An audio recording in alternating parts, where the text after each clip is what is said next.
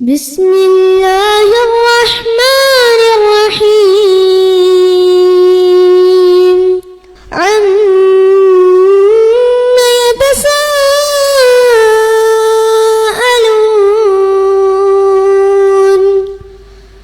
عن النبأ العظيم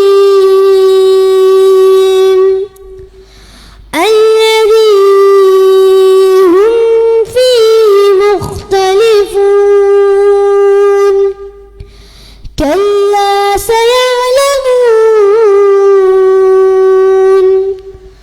ثم كلا سيعلمون. அஸ்ஸலாமு அலைக்கும் வரஹ்மத்துல்லாஹி வபரகாத்துஹு. அன்பிற்குரிய சகோதர சகோதரிகளே, அல்லாஹுடைய மிக பெரும் அருளினால் புனித மிகு ரமலானிலே அதன் பாதியை கடந்து மீதியையும் நல்ல முறையில் அமைத்து கொண்டு அதன் பலனை முழுமையாக பெற வேண்டும் என்ற உயிரை நோக்கத்தில் நாம் இங்கே குழுமி இருக்கிறோம். இவ்வேளையில் நபிகள் பெருமானார் ஸல்லல்லாஹு அலைஹி வஸல்லம் அவர்கள் மீதிலும் அவர்களை பின்பற்றி வாழ்ந்தவர்கள் மீதிலும் வாழுகின்ற நம் அனைவரின் மீதிலும் இறைவனின் சாந்தியும் சமாதானமும் என்றென்றும் நின்று நிலவட்டமாக என்று பிரார்த்தித்து இந்த உரையை துவங்குகிறேன். அன்பிற்குரியவர்களே, அமல்களை அழகாக்குவோம் என்ற தலைப்பின் கீழே நேற்றைய தினம் தொழும் பொழுது நாம் ஓரளவிற்கு அல்லாஹுடன் உரையாடும் பொழுது ஈர்ப்புடன் எப்படி தொழ வேண்டும், அவன் தொழக்கூடிய ஒவ்வொரு அடியானுடனும் உரையாடுவதாக நபிகள் பெருமானார் சொல்லி இருக்கும் பொழுது அல்லாஹ் நாம் சொல்கிற ஒவ்வொரு வரிக்கும் திரும்பவும் பதில் சொல்லி நம்முடைய அமலை அவன் அழகுபடுத்த நினைக்கும் பொழுது நாம் அதை அழகுபடுத்த நினைக்கிறோமா என்ற செய்தியை நேற்றைய தினம் நாம் பார்த்தோம். அதில் சூரத்துல் ஃபாத்திஹாவினுடைய ஒவ்வொரு வரிக்கும் இறைவன் பதில் சொல்கிறான். குறிப்பாக உன்னையே நாங்கள் வணங்குகிறோம், ஈயாக்க நஅபுது வ ஈயாக்க நஸ்தஈன், உன்னிடமே உதவி கோருகிறோம் என்று நாம் சொல்ல ஆரம்பித்து எங்களை நேர்வழி நடத்துவாயாக, நாம் உன்னையே வணங்குகிறோம், உன்னிடமே உதவியும் கோருகிறோம் என்று சொன்ன உடனே அல்லாஹ் ரப்புல் ஆலமீன் இதுவே எனக்கும் என் அடியானுக்கும் உள்ள உறவு என்பதை பார்த்தோம். இந்த உறவானது உலகத்தில் எதையும் தாண்டுகிற, எதையும் விஞ்சுகிற ஒரு உறவு அல்லாஹுக்கும் நமக்கும் இருக்கக்கூடிய அந்த உறவு. படைத்த இரட்சகனுக்கும் படைக்கப்பட்ட அடிமைகளான நமக்கும் உள்ள அந்த உறவு இருக்கிறது. யாரும் அந்த இடத்தை நிரப்பிவிட முடியாது. அந்த அளவிற்கு அல்லாஹ் நம் மீது அன்பு வைத்திருப்பதாக பல்வேறு இடங்களில் அல்லாஹ் குர்ஆனில் குறிப்பிடுகிறான். அதற்கு அடுத்த ஓரிரு வரிகள் சிலர் அதையும் கேட்டிருந்தார்கள், மீதமுள்ள வரியையும் சொல்லிவிடுங்கள் என்று. இஹ்தின ஸிராத்தல் முஸ்தகீம், இஹ்தினா எங்களை நேர்வழி நடத்து, எங்களை வழி நடத்து. ஸிராத்தல் முஸ்தகீம் என்றால் நேரான வழி என்று பொருள். இஹ்தினா என்றால் வழி நடத்து.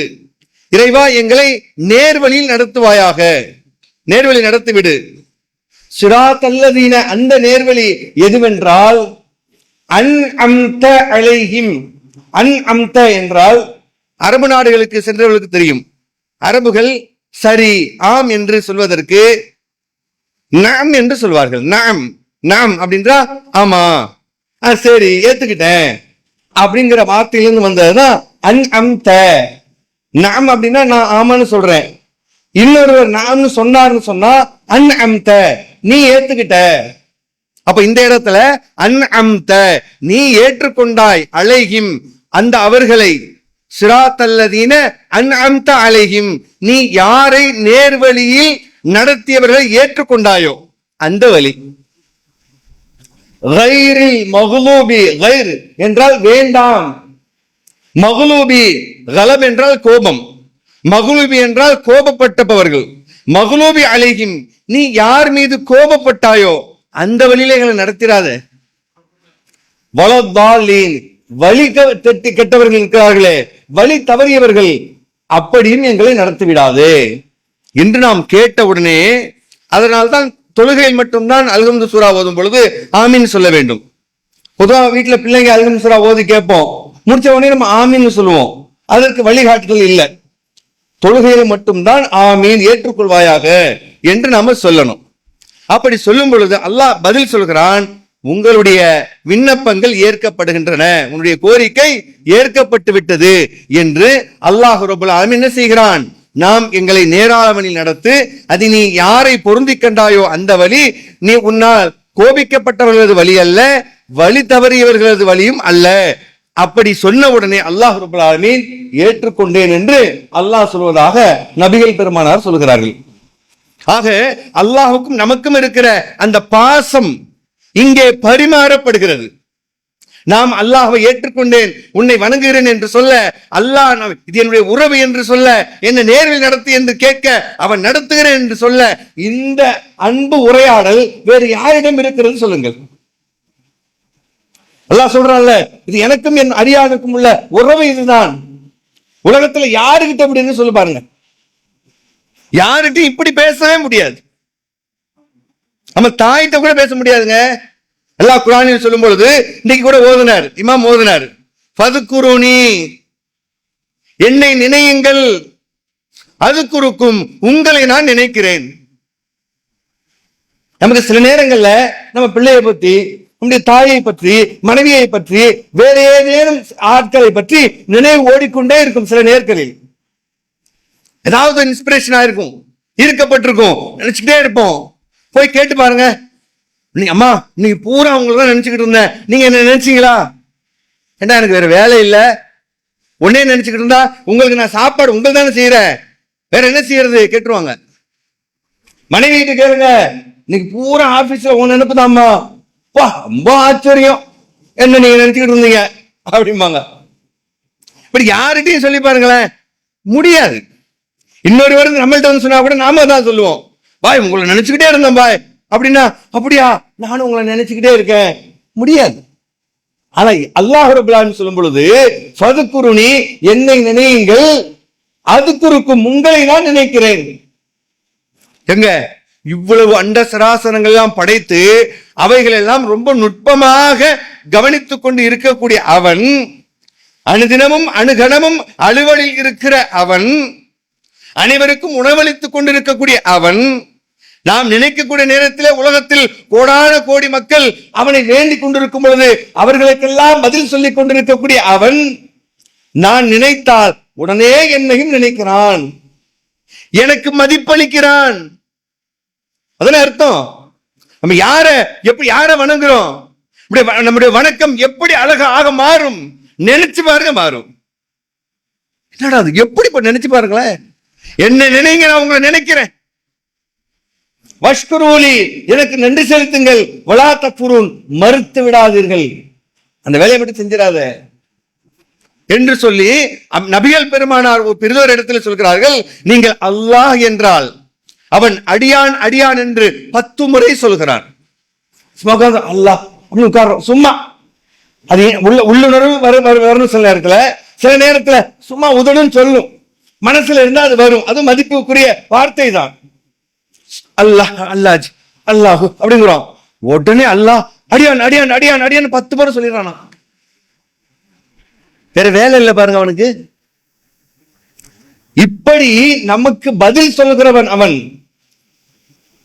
வைதா சஅலக இபாதி, நபியே என்னடியான் உன்னிடம் கேட்டால் என்னை பற்றி, எப்படி வார்த்தையை கவனிங்க, நல்லா கவனிங்க.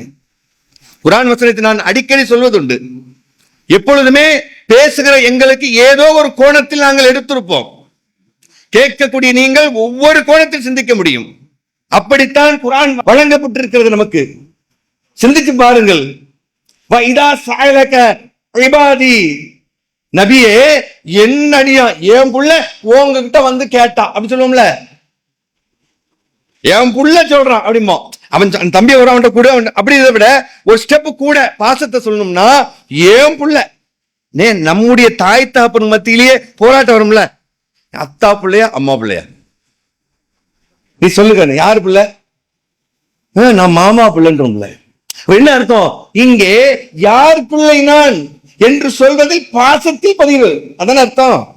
அப்போ நபிகள் பெருமானாரை பார்த்து, நபிகள் பெருமானார் யார், அல்லாஹ்வுடைய அடிமைதான், அல்லாஹ்வுக்கு மிக பிடித்தமான மனிதர்களில் ஒருவர், மறுமையில் சுவனத்தில் முதலில் கால் பதிக்க இருக்கக்கூடியவர், அனைத்து இறை தூதர்களுக்கும் தொழுகை நடத்தியவர், இப்படி பல சிறப்பு அம்சங்களை கொண்ட அந்த மாமனிதர் அவரை பார்த்து பேசும்பொழுது அல்லாஹ் சொல்கிறான், வைதா சஅலக இபாதி, என் அடியான் என்னை பற்றி உன்னிடத்தில் கேட்டால் ஃபஇன்னி கரீப், நான் சமீபத்தில் இருக்கிறேன் என்று சொல்லுங்கள். ரொம்ப நெருக்கம். உங்களுக்கு நெருக்கம் அந்த கோணத்துல இருந்து கேட்டுப்படுவான். அப்படிதானே இருக்கும். ஒரு பெரிய நல்லா படித்து கரைத்து குடித்தவர் நம்ம எப்படி நினைப்போம், நல்லா செய்வார் போல் இருக்கு அவருக்கு. இருந்தாலும் என்ன இருந்தாலும் ஒரு விதமான மனநிலையில் இறை தூதரை எப்படி பார்த்திருப்பாங்க, ரொம்ப நெருக்கம், அல்லாஹ்வுக்கு ரொம்ப நெருக்கம். போய் வானத்துல போய் விண்ணுலகத்தில் போய் பேசி வந்தவர் அல்லாஹ்வுக்கு எவ்வளவு க்ளோஸ். அப்ப நினைச்சிட கூடாதுன்னு, நீ மட்டும் க்ளோஸ் இல்ல, அவனுக்கு நானும் க்ளோஸ்ன்னு சொல்லு. அதான அர்த்தம் அதுக்கு. என் பார்வையில உங்களுக்கு நீங்க இன்னும் யோசிக்கலாம், நீங்க இன்னும் யோசிக்கலாம், உட்கார்ந்து யோசிச்சு பாருங்க. என் அடியான் என்னை பற்றி உன்னிடம் கேட்டால் இன்னி கரீப், நான் ரொம்ப க்ளோஸ், உனக்குன்னு மட்டும் நினைச்சிட போறான், அவனுக்கும் நான் க்ளோஸ், ரொம்ப நெருக்கம். உஜீபு தாவத தாஇ இதா யதானி ஃபல்யஸ்தஜீபு லி வல்யுமினு பி, அவன் பிரார்த்திக்கும் போது பிரார்த்தனைக்கு நான் பதிலளிக்கிறேன், நான் ரெஸ்பான்சிபிள். அவன்கிட்ட சொல்லு. குர்ஆன் வசனம். இறை தூதருக்கு மட்டும் நான் பதில் சொல்றேன்னு நினைச்சிடாதீங்க, உங்களுக்கு நான் பதில் சொல்றேன் அல்லாஹ் சொல்றான். அப்ப எப்படி நம்ம துவா அழகாகும் நினைச்சு பாருங்க. அப்ப நம்ம கை ஏந்திரம் உட்கார்ந்து அல்லாஹ் அசுவனோடு எப்படி இருக்கும். ஆனா சொல்லுப்பா, அல்லாஹ் சொல்லும் பொழுது பதில் அளிக்கிறேன், ரொம்ப நெருக்கமாக இருக்கிறேன், எதையும் என்னிடம் கொட்ட முடியும், ரகசியமாக பாதுகாக்கிறேன் என்று அல்லாஹ் ரப்பல் ஆலமீன் நம் மீது அவ்வளவு அன்போடு கேட்கும் பொழுது நம்முடைய துவா எப்படி அழகாகும், எப்படி மாறும். அப்ப யார்கிட்ட பேசுறோம், யார்கிட்ட உரையாடுறோம், யார் மிக நெருக்கமானவர். அப்படிப்பட்ட அல்லாஹ் நம் மீது எவ்வளவு அன்பு வைத்திருக்கும் பொழுது நாம் உன்னையே வணங்குகிறேன், உன்னிடமே உதவி கேட்கிறோம் என்று நாம் அங்கே பதிவு செய்கிறோமே, அவனிடம் உதவி கேட்கிறோம் அல்லவா. அவன் கேட்டு செய்யற உதவி கொஞ்சம், கேட்காம சில உதவி ஆல்ரெடி ஏற்படுத்தி வச்சிருக்கிறான். அதை நினைச்சு பாருங்களேன். நம்ம கேட்டு நம்ம சாப்பாடுக்கு பால கட்டி நம்ம அம்மா கொடுத்துட்டாங்க, எல்லாம் பர்ஃபெக்டா இருக்கு, கேட்காமே தூக்கி ஊறுகாய் பாட்டில தூக்கி வச்சுட்டாங்க. என் பிள்ளைக்கு ஊறுகாய் பிடிக்கும், என் பிள்ளைக்கு படுக்கும் பொழுது சில வசதிகள் தேவை, இந்த காத்து தலைமணி தூக்கி மடிச்சு உள்ள வச்சிருவோம், ஆல்ரெடி இருக்கும். நம்ம நம்ம மீது அக்கறை. அப்போ இந்த உலகத்துல வாழக்கூடிய நமக்கு அல்லாஹ் ரப்பல் ஆலமீன் என்ன பண்ணிட்டான், நீ சில இடங்களில் வேதனைப்படுவல்ல, உனக்கு நான் சில பாதுகாப்போட தர்றேன். சில பாதுகாப்பு. இது எங்க நம்ம உணர முடியும்னா, பல நேரங்கள்ல சில குர்ஆன் வசனம் நம்மை பார்த்து பேசுற மாதிரியே இருக்கும், உண்மைதான். அதே நேரத்துல நமக்காக பிறருக்கும் அது பேசும். அந்த கோணத்துல ஒரு கோணம் நீங்க பார்க்கணும். அல்லாஹ் நம்மளை எப்படி அக்கறையோட அனுப்பியிருக்கான் அப்படின்னா, நீதி செலுத்துறது இருக்குல்ல, அதுலதான் பெரும்பாலும் மனுஷன் உடைஞ்சு போயிடுவான். மனுஷன் நமக்கு அநியாயம் செய்யும் பொழுது மனசு நமக்கு நொறுங்கி போயிடும். அது ரொம்ப மனசு பாதிக்கிறத ஒரு முக்கியமான இடம் எதுன்னு கேட்டா இந்த நீதி செலுத்துறது. அதனாலதான் அல்லாஹ் ரப்பல் ஆலமீன் மறுமையில சில அடையாளங்களோடு வருவான்ல, விசாரிக்கிறதுக்கு முன்னாடியே சில ஆட்கள்லாம் இதெல்லாம் என்னென்ன கேஸ் அப்படின்னு தெரியும்ல. அதுல ஒரு ஆள் யாருன்னா, ஒருத்தன் தோல் சாஞ்சி வருவான், ஒரு பக்கம் டொபக்குன்னு அடிச்சுட்டு வருவான், அப்படியே வருவான். என்ன ஆடுறான் பார்த்தா, 2 மனைவி இருந்து 2 பேருக்கு நீதி செலுத்தாம ஒரு பக்கம் சாஞ்சிருப்பான். அவருடைய நடவடிக்கை ஒரு பக்கம் சாய்ந்திருக்கும். அல்லாஹ் மறுமையில எந்திரிக்கும் போதே சாஞ்சி வருவான். விசாரணைக்கு முன்னாடியே இதெல்லாம் என்னென்ன கேஸ், யுரஃபுல் முஜ்ரிமூன பிஸீமாஹும் ஃபயூஹது பின் நவாசி வல்லக்தாம். பாவிகள் அவர்களை அடையாளம் கண்டு முன் நெற்றியை பிடித்து இழுத்து வரப்படுவார்கள், குர்ஆன் சொல்கிறது. சில பாவியெல்லாம் வர்றப்பவே என்ன பண்ணுவான், அடையாளத்தோடு வருவான். அப்போ இந்த நீதி செலுத்துவதற்குரிய விஷயங்கள் என்பது இவ்வளவு பெரிய பாதிப்பு என்பதனால்தான் சில நபர்களில் இவனும் வருகிறான், மனைவிமார்களில் அநீதம் இழைத்தவன். அப்படி பொது சமூகத்திற்கு அல்லாஹ் செய்தி சொல்கிறான். நாம் பல முறை இவைகள் எல்லாம் செவிமடுத்திருப்போம். அது எப்படி கேட்டிருப்போம்னா, நமக்கு சொல்ற மாதிரி இருக்கும். யா அய்யுஹல்லதீன ஆமனு, நம்பிக்கை கொண்டோரே, கூனு கவ்வாமீன பில் கிஸ்த், நீதியை நீங்கள் நிலையாட்டுங்கள், ஷஹதா லில்லாஹ், அல்லாஹ்வுக்காக சாட்சியாக ஆகிவிடுங்கள். நீங்க அல்லாஹ்வை நேசிக்கிறீங்க, அவங்களுக்கு எப்படி எல்லாம் செக்யூர் பண்றான் பாருங்களேன், பாதுகாப்பு கொடுக்குறான் பாருங்களேன். நம்பிக்கை கொண்டோரே என்ன பண்ணுங்க, நீதி செலுத்துங்க, அல்லாஹ்வுக்காக சாட்சியா இருந்துருங்க, சாட்சி சொல்லுங்க. யாரா இருந்தாலும் ஒருவேளை அது உனக்கு வலவு அலா அன்ஃபுசிக்கும், உங்களுக்கோ அவ் வாலிதீன் உங்களுடைய பெற்றோர்களுக்கோ வல் அக்ரபீன் உங்களுக்கு நெருக்கமானவர்களுக்கோ எதிராக இருந்தாலும் சரி. இப்ப இந்த இடத்துல நம்ம கிட்ட சொல்றான்ல, ஆமா நம்ம கிட்ட சொல்றான், இதுவே நான் பாதிக்கப்பட்ட ஆள்னு வைங்களேன். இப்ப யாருக்கு சொல்றான்? எனக்காக எல்லாத்தையும் சொல்றான். அதான் அர்த்தம் அது. இப்ப நான் பாதிக்கப்படுறேன். இப்ப நீதி செலுத்துற இடத்துக்கு வந்துட்டாங்க எல்லாம் இறை நம்பிக்கையாளர்கள். இப்ப பாதிக்கப்பட்ட ஒருத்தவங்க நிக்கிறேன். இப்ப நீதி சரியா செலுத்துவானா தரமாட்டானா? அல்லாஹ் என்ன சொல்றான்? எல்லாருக்கும் சொல்றான், எனக்காக உங்க எல்லாத்தையும் சொல்றான். அதான் அர்த்தம் அதுக்கு.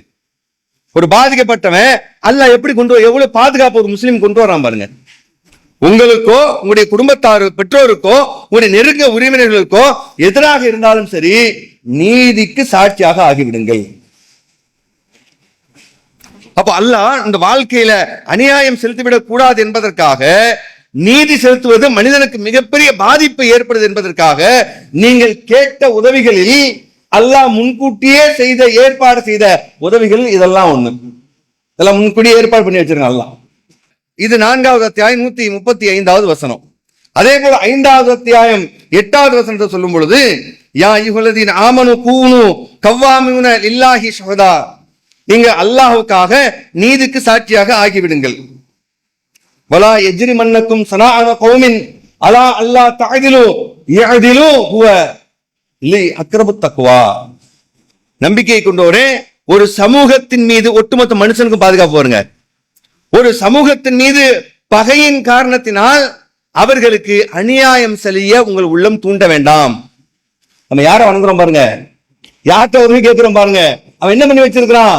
உங்களுக்கு எப்படி பாதுகாப்பு நம்ம பிடிக்கல அப்படிங்கிறதுக்காக இப்போ அந்த ஆட்களையே, அந்த ஏரியாவே எனக்கு பிடிக்காது, அந்த ஊர்காரனே எனக்கு பிடிக்காது, அந்த வேற்று இஸ்லாமிய அல்லாதவர்களே எனக்கு பிடிக்காது என்று இருந்தாலும் அநியாயம் செஞ்சிடாத. ஓ மனோய்க்கு என்ன செஞ்சிடாத, இங்கே பின்பற்றாத என்று சொல்லி அல்லாஹ் ரப்பல் ஆலமீன் நீதி செலுத்துவதில் இப்ப இதுவெல்லாம் நம்மை பார்த்து சொல்வது போன்று ஒரு கோணத்தில் இருந்தால், இன்னொரு கோணத்தில் பாதிக்கப்பட்டவனுக்கு அல்லாஹ் எப்படி பாதுகாப்பு ஏற்படுத்துறான் பாருங்களேன். அப்ப இந்த இடத்துல பாதிக்கப்பட்டு நம்ம நிற்கும் பொழுது அல்லாஹ் பேசுறது இப்படி எடுத்து பாருங்க. நம்ம எங்கேயாவது ஒரு இடத்துல பாதிக்கப்பட்டிருக்கும், அப்ப எடுத்து பாருங்களேன், நமக்காகவே எல்லாத்தையும் அல்லாஹ் பேசுற மாதிரி இருக்கும். இருக்கா இல்லையா? அப்ப அல்லாஹ் எப்படி உதவுறான் பாருங்க மனுஷனுக்கு. அப்படி அடியானுக்கு எந்த வகையில் எல்லாம் உதவுகிறான். அது மட்டும் இல்ல, பெற்றோர்கள் எவ்வளவு சிரமத்துக்கு மத்தியில் நம்மை பெற்றெடுத்து நம்மை பராமரித்து நம்மை வளர்த்து அவர்களது இறுதி காலம் வரைக்கும் நம் மீது அன்பு காட்டியதை நாம் யாரும் மறுக்க முடியாது. அப்போ அந்த தாய் தந்தை உயிரோடு இருக்கும் பொழுது கூட நாம் அவர்களுக்கு சில நன்மைகளை செய்ய தவறி இருப்போம், அல்லது அன்றைக்கு செய்ய முடியாத ஒரு பொருளாதார சூழல் நமக்கு ஏற்பட்டிருக்கலாம். ஆனால் அதையெல்லாம் சரி செய்கிற வகையில நாம் நம்முடைய தாயின் பெயரிலோ அல்லது தந்தையின் பெயரிலோ அல்லாஹ்வுடைய ஆலயம் அமைவதற்காக நீங்கள் உங்களது பொருளாதாரத்தை கொடுத்தால், நாம் செய்கிற இந்த பொருளாதாரம் அவர்களே அல்லாஹ்வின் புறத்தில் உயர்த்தி விடுகிற சுடகத்தின் பால் நகர்த்துகிற ஒரு கேடயமாக இருக்கும். அதற்கு இன்ஷா அல்லாஹ் நாம் ஒவ்வொருத்தரும் இயன்ற அளவுக்கு ஒத்துழைப்பை கொடுப்போம். உங்களது தவறிவிட்ட உங்கள் தாய்க்கோ தந்தைக்காகவோ நீங்கள் அல்லாஹ்வின் பாதையில் தர்மம் செய்து அதை அவர்களுக்காக நீங்கள் நிகழ்த்திட வேண்டும் என்று கேட்டுக்கொள்கிறோம். உங்கள் அஸ்னான் மல்டி ஸ்பெஷாலிட்டி பல் மருத்துவமனை, பல் மற்றும் வாய் சம்பந்தப்பட்ட அனைத்து விதமான நோய்களுக்கும் எங்களிடம் சிறப்பு சிகிச்சை அளிக்கப்படும். அஸ்னான் மல்டி ஸ்பெஷாலிட்டி பல் மருத்துவமனை, கலெக்டர் அலுவலகம் அருகில், நாகர்கோவில். நீங்கள் அனாதை குழந்தைகளை ஆதரிக்க விரும்புகிறீர்களா? தந்தை இழந்து தரமான உணவின்றி, நல்ல உடைகளின்றி, சரியான வழிகாட்டுதலின்றி அனாதைகளாக வாழும் இந்த குழந்தைகளுக்கு உதவும் கரங்கள் தான் தாருல் இல்ம் உதவும் கரங்கள். அல்லாஹ்வின் உதவியால் 2010 10 குழந்தைகள் என்று ஆரம்பிக்கப்பட்ட இந்த உதவும் கரங்கள் சமூகத்தில் கவனிப்பாரற்று அதிகரித்து வரும் அனாதை குழந்தைகளை கருத்தில் கொண்டு தற்போது 160 குழந்தைகளுக்கு மேல் பொறுப்படுத்தி செயல்பட்டு வருகிறது. இவர்களின் கண்ணீரை துடைத்திட நீங்கள் தாராளமாக உதவுங்கள். உங்கள் ஜகாத் மற்றும் சதக்காவை அனுப்ப வேண்டிய முகவரி தாருல் இல்ம், நம்பர் 64, பார்த்தசாரை தெரு, பழைய வண்ணாரப்பேட்டை, சென்னை 21. Website darulilmhh.com. தொடர்புக்கு 9840725020 9600055060. சுத்தமான பசுமாலில் செய்யப்பட்ட பன்னீர் மற்றும் குல்ஃபி இப்போது உங்கள் அருகில் உள்ள கடைகள் மற்றும் சூப்பர் மார்க்கெட்டுகளில். சிவகங்கை மற்றும் ராமநாதபுரம் மாவட்டம் முழுவதும் டீலர்கள் வரவேற்கப்படுகிறார்கள். பாதிக்கப்பட்டவனுக்கும் எனக்கும் திரையே இல்லை என்று அவனுக்கு இவ்வளவு ஏன் என் அடியான் பாதிக்கப்படக்கூடாது. மாலிக் யௌமித்தீன் என்றாய், இறுதி திருப்பநாளின் அதிபதி என்றாய், அங்க என்ன தீர்ப்பு நடக்க போகுது நினைச்சு பாருங்க. அல்லாவுக்கு நமக்குமா? அத அல்லாஹ் ஒரு நொடி பொழுதுல சரி போடா மன்னிச்சிட்டு போன்னு விட்டுருவான். அப்படிதான் நம்பணும். எல்லாம் என்ன பண்ணுவான், ஒரு நொடி பொழுதுல சரி சரி போ தொலை, ஏதோ தொழுவாங்க. வாய்ப்பு நிறைய இருக்கு. மனுஷனுக்கு மனுஷனுக்கு செஞ்சதுதான் பெரிய பிரச்சனையே. அடுத்தவன் அங்கதான் பெரிய போராட்டம் நடக்கும். பதறி போய் நிற்பான் மனுஷன். அதுலதான் அல்லாஹ் இன்னும் கூடுதலாக நியாய தீர்ப்பின் அதிபதியாக அவனுடைய தன்னை பறைசாற்றுவான். இப்ப அந்த இடத்துல அங்கேயும் நிற்க கூடாது, இங்கேயும் நீ என்ன செய்யக்கூடாது, அநியாயம் செய்து விடக் கூடாது என்று சொல்லி அல்லாஹ் ரப்பல் ஆலமீன் நம் மீது இவ்வளவு அக்கறையாக, அவனை வணங்குவதில் கூடுதல் குறைவு இருந்தாலும் நமக்கு அநியாயம் செய்யப்பட்டு விடக்கூடாது என்பதிலே அல்லாஹ் ரப்பல் ஆலமீன் மிக அக்கறையாக நமக்கு சட்டங்களை வகுத்து வைத்திருக்கிறத நம்ம பார்க்கிறோம். அதுபோல நபிகள் பெருமானார் சொல்றாங்க, 2 கூட்டம் பிரச்சனை சண்டை நடக்குது. முஸ்லீம்கள் ரொம்ப கவனிக்கணும் இந்த விஷயத்தை. இறை நம்பிக்கையாளர்கள் நிறைய நம்ம என்ன பண்றோம்னு கேட்டா, நான்லாம் நடுநிலைப்பா, இவனுக்கும் இல்ல இவனுக்கும் இல்லைன்னு சொல்றோம்ல, அப்படி ஒண்ணு கிடையவே கிடையாது. 2 பேருக்கு பிரச்சனை. இது இப்படியே குர்ஆன்ல வருது. 49வது அத்தியாயத்துல 7வது அல்லது 8வது வசனத்தை எடுத்து படிச்சு பாருங்க. வஇன் தாயிஃபதானி மினல் முஃமினீன இக்ததலு ஃபஅஸ்லிஹு பைனஹுமா. இறை நம்பிக்கை கொண்ட ஒரு கூட்டத்திலே 2 கூட்டத்திற்கு சண்டைகள் பிரச்சனைகள் வருகிறது என்றால் ஃபஅஸ்லிஹு பைனஹுமா, யாரெல்லாம் தன்னை நடுநிலை என்று சொல்கிறீர்களோ, நான் உனக்கும் கிடையாதுப்பா உனக்கும் கிடையாதுப்பா, நான் நியாயமா பேசுறேன் அப்படின்னு சொல்றீங்களா, அவன் என்ன பண்றான், உலக நடைமுறை என்னன்னு கேட்டா 2 பக்கமும் போக மாட்டான். ஏன்? நான் சேஃபர் சைடு. இவனுக்கு பேரு நடுநிலைவாதி. ஆனா இஸ்லாம் அப்படி சொல்லவே இல்லை. நீ நடுநிலையா இருக்கிற அப்படின்னா ஃபஅஸ்லிஹு பைனஹுமா, இருவருக்கும் நீங்கள் இணக்கத்தை ஏற்படுங்கள். ஃபஇன் பகத் இஹ்தாஹுமா அலல் உஹ்ரா, அப்படி ஒரு கூட்டம் வரம்பு மீறும் பொழுது ஃபகாத்திலுல்லதி தபகி ஹத்தா தஃபிய இலா அம்ரில்லா, அல்லாஹ்வின் கட்டளையின்பால் அவர்கள் வரும் வரைக்கும் யார் வரம்பு மீறப்பட்டார்களோ அந்த இடத்தில் சென்று அவர்களுக்கு எதிராக போராடு. இந்த பக்கம் 2 பேரும் இறை நம்பிக்கையாளன். வஇன் தாயிஃபதானி மினல் முஃமினீன், மூமின்களில் 2 சாரார் சண்டையிட்டுக் கொண்டால், பிரச்சனை செய்து கொண்டால், இந்த பக்கம் உள்ளவன் கொஞ்சம் அத்துமீறிட்டான் அப்படின்னா இந்த நடுநிலையாக உள்ளவர்கள் அத்து மீறப்பட்டவர்கள் இந்த பக்கம் வந்துடணும், வந்துட்டு இவனுக்கு எதிராக போராடணும். இப்படி உலகத்துல எந்த நடுநிலை நீங்க பாருங்க, எங்க இருக்குமா? ஏன்? அப்பொழுதுதான் இவர்களை உணர்த்த முடியும், அப்போதான் நீதி கிடைக்கும். அதை விட்டுட்டு 2 பேரும் நமக்கு வேணாப்பா நான் நீதியே கிடைக்காது. இன்னைக்கு உலகத்துல குறிப்பா முஸ்லிம்கள்ட்ட இவ்வளவு பிளவுகளுக்கும் இவ்வளவு பிரச்சனைகளுக்கும் காரணம் என்னவென்றால், என்று சொல்கிற நாம் அனைவரும் செய்கிற தவறுதான் மோமின்கள் மத்தியிலே ஏற்படுகிற பிளவுகளுக்கு அடிப்படை காரணம். நான் சொல்ல குர்ஆன் வசனத்தின்படி நம்ம என்ன பண்றோம், பார்த்து இவர் ஒரு சொல்றாரு அவர் ஒண்ணு சொல்றாருப்பா, நவுத்திட்டு நம்ம போயிடுறோம். இவங்க ஒண்ணு சொல்றாங்க அவங்க ஒண்ணு சொல்றாங்க. ஆனா இஸ்லாம் என்ன சொல்லுது, குர்ஆன் என்ன சொல்கிறது, இங்க போயிடு, எவன் பாதிக்கப்பட்டானோ யாரு வரம்பு மீறானோ அவனுக்கு எதிராக ஃபகாத்திலுல்லதி, காத்தில் அப்படின்னா போராடுவது, சண்டையிடுவது, சண்டையிடுவது அர்த்தம். தபகி ஹத்தா தஃபிய இலா அம்ரில்லா, அல்லாஹ்வின் கட்டளையின்பால் அவர்கள் வரும் வரை அவர்களுடன் போராடுங்கள் என்று அல்லாஹ் சொல்றான்னா, அப்ப இந்த சமூகத்துக்கு எவ்வளவு பாதுகாப்பு பண்ணி வச்சிருக்கான் பாருங்க அல்லாஹ். அப்ப அநியாயம் அநீதி எங்கேயுமே முளைக்காது. அப்ப அந்த மாதிரி அல்லாஹ் ரப்பல் ஆலமீன் ஒரு சமூகத்தை கட்டமைக்க எவ்வளவு அழகாக நமக்கு வழிவகைகளை செஞ்சிருக்கான் பாருங்க. அப்போ அவன்கிட்ட உதவி கேட்ட உதவியை தாண்டி இதெல்லாம் எக்ஸ்ட்ரா அதிகபட்சமான உதவி தானே. எப்படிப்பட்ட உதவி பாருங்க. இது யாரா இருந்தாலும் ஒரு முஸ்லீமா இருந்தா அதை செய்தே ஆக வேண்டும் என்பதை நாம பார்க்கணும். அதுபோல புகாரில 7183வது செய்தியில ஒரு நபர் இன்னொருடைய சொத்தை அபகரிப்பதற்காக பொய் சத்தியம் செய்து அந்த சொத்தை அபகரித்து விட்டார். சத்தியம் பண்ணி அவன் வாத திறமையினால அந்த சொத்தை எடுத்துட்டார். ஆனால் அவர் எவ்வளவுதான் அமல் செஞ்சிருந்தாலும், அல்லாஹ்வுக்கு பிடித்த எந்த காரியத்தை செஞ்சிருந்தாலும், மறுமையில் அல்லாஹ்வை கோபம் கொண்ட நிலையில் தவிர வேறு நிலையில் அவர் சந்திக்கவே மாட்டார். இது பொதுவா சொன்ன மாதிரி இருக்கு. நம்ம பொருளை ஒருத்தன் வாங்கிட்டான்னு இப்படி இங்க வந்து நினைச்சு பாருங்க. இப்ப நம்ம சொத்தை ஒருத்தன் ஏதோ கொஞ்சமா ஆட்டையை போட்டான், நம்ம உடன் பிறந்தவனோ அல்லது வேறு வகையிலோ நம்முடைய சொத்தை ஒருத்தன் எடுத்துட்டான். இப்ப நான் பாதிக்கப்பட்டேன், கோபம் எனக்கு தானே, எனக்கு தான் கோபம். மறுமை வரைக்கும் அங்க போய் நிற்கும். மறுமையில நம்ம கூட மறந்துடுவோம், என் நிலை என்னையோ அப்படின்னு சொல்லி எல்லாம் மறந்துடுவோம். ஆனா அல்லாஹ் கோபத்துல இருப்பானா. இது எவ்வளவு பெரிய பாசம் பாருங்க, நினைச்சு பாருங்க.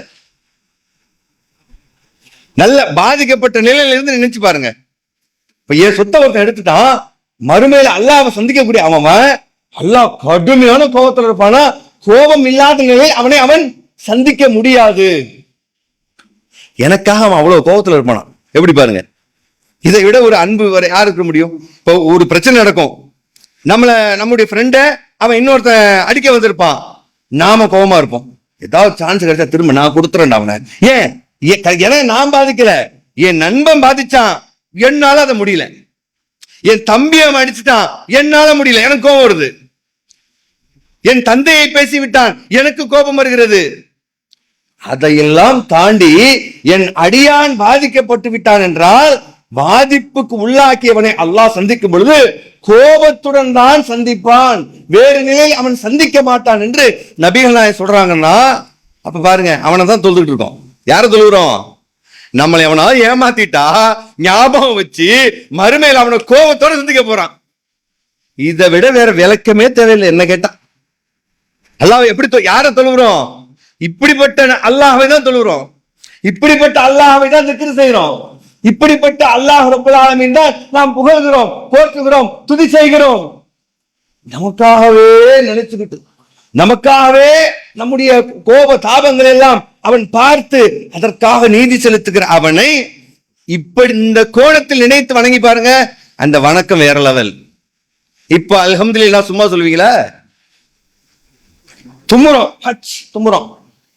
தும்மும் பொழுது நம்முடைய 2 இமைகளையும் இப்படி விரித்து வைத்திருந்தால் கண்ணு மொழி வெளியில் வந்துருமா. அவ்வளவு பிரஷர் வருமா வெளியில. அந்த லங்ஸ்ல இருக்கக்கூடிய அந்த டஸ்ட் எல்லாம் வெளியே வர்றதுக்கு நம்ம உள்ளுக்குள்ள ஏர் ஃபில்டர் ஏரை வச்சு அடிக்க முடியாது. அல்லாஹ் என்ன பண்றான்? ஒரு தும்மல் தும்முறோம். அப்ப அந்த தும்மலுடைய காற்று அழுத்தமானது கண்மொழி இமையை திறந்திருந்தால் கண்மொழி வெளியில வந்துருங்களாம். அவ்வளவு பிரஷர் அல்லாஹ் கொடுத்து அந்த தும்மலை கொடுத்து டஸ்ட வெளியில ஆக்குறான். அப்படின்னா இப்ப அல்ஹம்துலில்லாஹ் சும்மா சொல்லுவோமா? இனி அந்த அல்ஹம்துலில்லாஹ் சும்மா வெறுமனே மெக்கானிக்கலா இருக்குமா? இருக்காது. இனி எப்படி இருக்கும்? அல்ஹம்துலில்லாஹ். யாரா அது அல்லாஹ்வை புகழ்ந்தார்? நானும் சேர்ந்து வர்றேன். யர்ஹமுக்கல்லாஹ், உனக்கு அல்லாஹ் அருள் செய்யட்டும். அப்பா எனக்கு நீ அருள் செய்ய சொல்ற. இஹ்தீக்கும் அல்லாஹு யுஸ்லிஹ் பாலக்கும், அல்லாஹ் உன்னை நேர்வழியில் நடத்தட்டும், உன் செயல்களை சீராக்கட்டும். இவ்வளவு பெரிய ஒரு வார்த்தையில் ஒரு மனிதருக்கும் இன்னொரு மனிதனுக்குமான பிணைப்பையும் அல்லாஹ் ஏற்படுத்தி அவனை புகழச் செய்து நம்முள் உடலில் இவ்வளவு மாற்றத்திற்கு அல்லாஹ் ஒற்றை வார்த்தையை சொல்கிறான். அவ்வளவுதான், ஒற்றை வார்த்தை தான். மணிக்கணக்கில் தான் புகழ வேணாம். உடலில் ஏற்பட்ட ஆர்கானிக் கெமிஸ்ட்ரி எவ்வளவு பேர் படிக்கிறோம். அதை கூட நான் அடிக்கடி சொல்ல நினைச்சேன். The word power mad easy அப்படின்னு ஒரு புத்தகம், வேர்ட் பவர் மேட் ஈஸி அப்படின்னு ஒரு புத்தகம் லூயிஸ் நார்மன் அப்படிங்கிற ஒரு ஆங்கிலத்தில் எழுதியிருக்கிறாரு. கிட்டத்தட்ட 13 பதிப்பு வந்துருச்சு. முழுக்க ஆங்கிலத்தில் வந்தது. ரொம்ப ஆங்கிலம் கற்று தேர்ந்தவர்கள் தான் அதை படிக்க முடியும். அவ்வளவு டஃபஸ்ட் வேர்ட்ஸ். அவர் என்ன பண்றாருன்னா, ஒரு மொழி எப்படி உருவாகுது அப்படின்னு அதுல எழுதியிருக்கிறார். அதுல எனக்கு பிடிச்சது என்னன்னு கேட்டா, ஆர்கனைசேஷன் நம்ம சொல்றோம்ல, அமைப்புக்கு பேரு ஆர்கனைசேஷன் படிக்கோம்ல, அது எப்படி வந்துச்சுன்னு அவர் எழுதி வச்சிருக்கிறார். இதுக்கும் இந்த ஹதீஸ்க்கு ரொம்ப தொடர்பு உண்டு. ரசூலுல்லாஹ் சொன்ன ஹதீஸ அப்படியே எழுதி வச்சிருக்காரு. ஆனா ஆங்கிலத்துல ஆர்கனைசேஷன், எப்படி இந்த ஆர்கனைசேஷன் வந்துச்சு, பெட்ரோலியம் எப்படி வந்துச்சுன்னு சொல்றாரு. பெட்ரோ அப்படின்னா பாறை, லத்தீன் மொழியில ஆயில் எண்ணெய், இஎம் ஃபிளேமபிள், உடனே பத்தக்கூடியதுக்கு இஎம்னு சொல்லுவாங்க. அதுதான் பெட்ரோலியம்னு பேர் வந்துச்சுன்னு விளக்கம் கொடுத்திருக்காரு. அது மாதிரி ஆர்கனைசேஷன் எப்படி வந்துச்சுன்னா, நம்ம உடம்புல உள்ள ஆர்கன்ஸ் சொல்றோம்ல, ஆர்கன்லாம் கெட்டு போகுது, உடல் உறுப்புக்கு பேரு ஆர்கன். ஹார்ட் ஒரு ஆர்கன், கிட்னி ஒண்ணு, இப்படி எல்லாம் இருக்கு இல்லையா. இது எல்லாம் ஆர்கனா இல்லாம ஆர்கனைஸ்டா இருக்கா. அந்த ஆர்கன் எல்லாமே ஆர்கனைஸ்டா இருக்கான். எப்படி இருக்குன்னா ஒவ்வொன்னும் பண்பு வேறனாலும் எல்லாம் இது அதுக்காக உழைக்குது, அது இதுக்காக உழைக்குது. ஆனா பண்பு வேற. ஹார்ட்டுடைய வேலை வேற, கிட்னியுடைய வேலை வேற, லங்ஸுடைய வேலை வேற, கை காலு ரத்தம் மூளை எல்லாத்துடைய வேலை வேற. ஆனா எல்லா வேலையும் அது எதுக்கு செய்யுதுன்னா உடம்புக்காக செய்யுது. அதனாலதான் ஆர்கன்ஸ் ஆர்கனைஸ்டு ஆர்கனைசேஷன். ஒவ்வொருவரும் ஒவ்வொரு ஸ்டைல்ல ஒரு பண்பு இருந்தாலும் ஒரு இயக்கத்துல எல்லாம் ஒன்னா கைகோர்த்து அந்த இயக்கத்திற்காக அந்த சமூகத்திற்காக உழைப்பதினால் ஆர்கனைசேஷன் பேர் வச்சுன்னு ஒரு விளக்கம் இருக்காரு. சரியான விளக்கம். இதைத்தான் ரசூலா சொன்னாங்க. அல் முஸ்லிமு லில் முஸ்லிமி கல் புன்யானி யஷுத்து பஅதுஹு பஅதா. ஒரு முஸ்லிம் இன்னொரு முஸ்லிமிற்கு ஒரு கட்டிடத்தை போன்றவன். ஒன்னொன்னு ஒரு மாதிரி இருக்கும். பில்லர் வேற மாதிரி இருக்கும், கதவு வேற மாதிரி இருக்கும், லைட் வேற மாதிரி இருக்கும், தூணு வேற மாதிரி இருக்கும், டைல்ஸ் வேற மாதிரி இருக்கும். ஆனா எல்லாம் சேர்ந்தா ஒரு கட்டடம் அழகா இருக்கும். அது மாதிரிதான் ஒரு முஸ்லிம். ஒவ்வொருத்தனுக்கு டேஸ்ட் வேற மாதிரி, பலம் வேற மாதிரி, பார்வை வேற மாதிரி, சிந்தனை வேற மாதிரி. ஆனால் எல்லோரும் முஸ்லிம் என்று அந்த கட்டிடத்திற்கு பிணைப்பாக வந்து விடுவார்கள். ஆகவே அது அப்படியேதான் அது லூயிஸ் நார்மன் எழுதியிருக்காரு. அப்படிதான் இஸ்லாம் என்ன பண்ணுது, நமக்கு ஒருவரோடு ஒருவர் சேர்த்து பலம் தருகிறது என்றால் அல்லாஹ் ரப்பல் ஆலமீன் இப்படி நம்மளை கட்டமைப்பதற்கு வழிவகை செய்திருக்கிறான் என்றால் என்ன பண்ணிருக்கலாம்? அல்லாஹ் டே உலகத்துக்கு போங்கடா, எல்லாம் இங்க இறங்கி போங்க, இனி என்ன தொழணும் வணங்கணும், அவ்வளவுதான். இது மட்டும்தான் எல்லாம் செஞ்சிருக்கணும் நியாயப்படி, நம்முடைய பார்வைப்படி. அதை செய்யாம குடும்பத்தோட வாழு, அண்ணன் தம்பியா இருந்துக்க, ஒருத்தன் அடிச்சுக்காத, ஒரு 2 பேர் சண்டைலாம் ஒருத்தன் மூணாவது ஒருத்தன் போய் அதை சமாதானப்படுத்து, ஒருத்தன் இன்னொருத்தவனுக்கு கூட உடல் உறுப்பு மாதிரி. இதெல்லாம் அல்லாஹ் சொன்னது என்னதுக்கு? நம்ம தேவைக்கு அவன் தேவைக்கா? முழுக்க நம்ம தேவைக்கு தானே. அல்லாஹும் சமத், அவன் தேவையற்றவன். அவன் என்ன பண்ணிருக்கணும், நம்மளை படைச்சு எல்லாம் வணங்குங்க அவ்வளவுதான் ஒரே ஆர்டர் சொல்ல வேண்டியவன் அதை செய்யாம பா கல்யாணம் பண்ணிக்கப்பா, கல்யாணம் பண்ணிக்காம இருந்துக்காது அல்லாஹ் சொல்லிட்டானா இல்லையா? அன்போடு வாழு சொல்லியிருக்கானா இல்லையா? நல்லா சாப்பிட்டுக்க, விடாத சாப்பிட்டுக்க, உண்ணுங்கள் பருகுங்கள், வீண்வரை மட்டும் செய்யாது, அவ்வளவுதான். நல்ல ஆடை உடுத்திக்க, எல்லாத்தையும் கொடுத்துருக்கான் பாருங்க. அப்படி இது மாதிரி யோசிச்சு அல்லாஹ் ரப்பல் ஆலமீன் நமக்கு வாழ்க்கை வாழ்வதற்கு அனுமதித்திருக்கிறான் என்றால் அவனை உணர்ந்து வணங்கணுமா இல்லையா? இனி அப்படிதான் இருக்கணும். நம்ம பார்வை எல்லாமே எல்லாம் இதுக்கெல்லாம் இவ்வளவு கொடுத்திருக்கும் போது நான் குழந்தைய தூக்கி முத்தம் போடுறதுக்கு நன்மண்ணா என்னடா ரப்பு சுப்ஹானல்லாஹ், நீ ரப்பு தான்டா போ. அப்ப இனிமே நாம தும்மினாலும் சரி, பருகினாலும் சரி, உறங்கினாலும் சரி, நம்முடைய நினைவுகள் எல்லாம் இப்படி இருக்கணும், அது நோக்கிதான். அதனாலதான் அதை சொல்லி முடித்துக் கொள்கிறேன். ஆயிஷா ரலியல்லாஹு அன்ஹா, அல்லாஹ்வின் தூதரே, இப்படி கால் வீங்குற அளவுக்கு ஏன் இப்படி கஷ்டப்பட்டு தொழுவுறீங்க? முன்பின் பாவத்தை தான் உங்களை மன்னிச்சாச்சு, ஆல்ரெடி உங்களுக்கு சொர்க்கத்துக்கு நன்மாராயம் சொல்லப்பட்டுருச்சு. அப்படி இருக்கும் பொழுது நீங்க சாதாரணமா தொழுவாம ஏன் இப்படி தொழுவுறீங்க அப்படி கேட்கும் பொழுது, அஃபலா உஹிப்பு அன் அகூன அப்தன் ஷகூரா, நான் நன்றி செலுத்துகிற அடியானாக இருக்கக்கூடாதா? இதுக்காக கூட அதை ஃபீல் பண்ணி நன்றி செலுத்துறதா மாறிட்டாங்க. அப்படித்தான் நாம என்ன பண்ணணும், ஃபீல் பண்ணணும். இனிமே நம்ம உட்கார்ந்து இருக்கிறது, எந்திரிக்கிறது, நடக்கிறது, ஒவ்வொரு மூட்டுக்கும் தர்ம செய்ய சொல்லணும். நம்மள மாதிரி உலகத்துல எந்த உயிரினாலும் எவ்வளவு பேர் ஸ்டைல் என்ன ஸ்டைல உட்கார்ந்துருக்கோம் பாருங்க. இங்க உட்கார்ந்து இருக்கிற நம்ம எத்தனை வகையில உட்கார்ந்துருக்கோம். இது மாதிரி வேற எந்த உயிரினத்தால உட்கார முடியுமா? ஒரு பாம்பு இங்க இருந்து அங்க நகர ஒட்டுமொத்த உடலையும் போட்டு வளைஞ்சு நெளிஞ்சு வரணும். ஒரு புழு ஒட்டுமொத்தமா தன் உடம்ப போட்டு வருத்தி நடக்கணும். எல்லாம் நம்மளை விட பலம் வாய்ந்த யானை, குதிரை எல்லாம் 4 காலையும் பயன்படுத்தணும். நாம ஒத்த கால பயன்படுத்துவோம். அதுவும் ஸ்கேட்டிங் ஸ்கூல் வச்சு போனா இன்னும் வேகமா போவோம். இன்னும் நம்முடைய அறிவை வைத்து பைக்கில் போறோம். எல்லாம் எப்படி படிச்சிருக்காங்க? நம்மள மாதிரி உட்கார முடியாதுங்க. அதுக்கே எல்லாருக்கும் நம்ம நன்றி செலுத்தணும். உலகத்துல எந்த உயிரினமும் நம்மை போல உட்கார முடியாது. ஒரு யானை போய் ஒரு சர்க்கஸ்ல உட்கார்ந்தா அது அதிசயமா பாக்குறோம். உட்கார முடியாத ட்ரைனிங் கொடுத்துருக்கானே, நாம எப்படி வேணாலும் உட்காருவோம். இப்படி உட்காருவோம், இப்படி உட்காடுறோம், காலை நீட்டி போட்டு உட்காடுறோம், பறக்கான்னு படுக்கிறோம். அதுக்காக முடியுமா? அப்போ எல்லா ஸ்டேஜையும் நம்ம நினைச்சு பார்க்கலாம் அல்லாஹ்வுல. அப்போ இன்னும் என்னவாகும்? இனி நம்முடைய வாழ்க்கை அனைத்துமே